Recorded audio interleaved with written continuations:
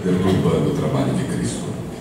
Aproveitavam-se de cada palavra do Mestre para ver se em algum momento podiam pegá-lo numa contradição, num deslize qualquer, prontos a criticá-lo em tudo. Jesus estava certa ocasião no templo falando a um grupo de pessoas, quando esses escribas e fariseus chegaram trazendo uma mulher e a colocaram bem no centro do povo. Começaram imediatamente a acusá-la, dizendo: Mestre, eis aqui esta mulher, mestre, é pecadora, é indigna, mestre, esta mulher deve morrer. Mestre, eis aqui esta mulher, mestre, foi apanhada em adultério, mestre, esta mulher deve morrer. Se deve morrer.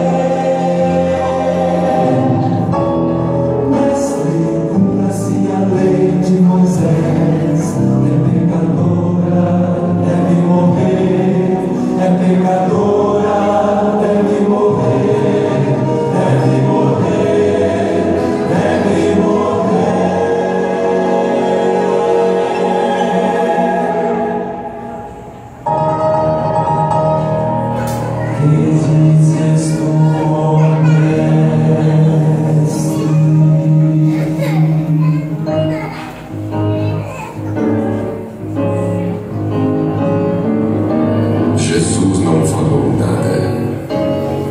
Simplesmente se encurvou e começou a escrever com o dedo no chão.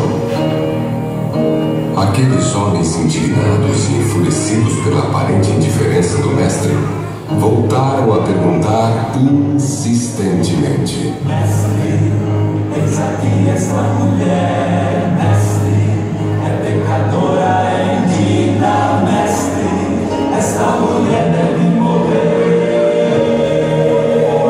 Mestre, eis aqui esta mulher, mestre, foi apanhada em adultério, mestre, esta mulher deve morrer. Se deve morrer.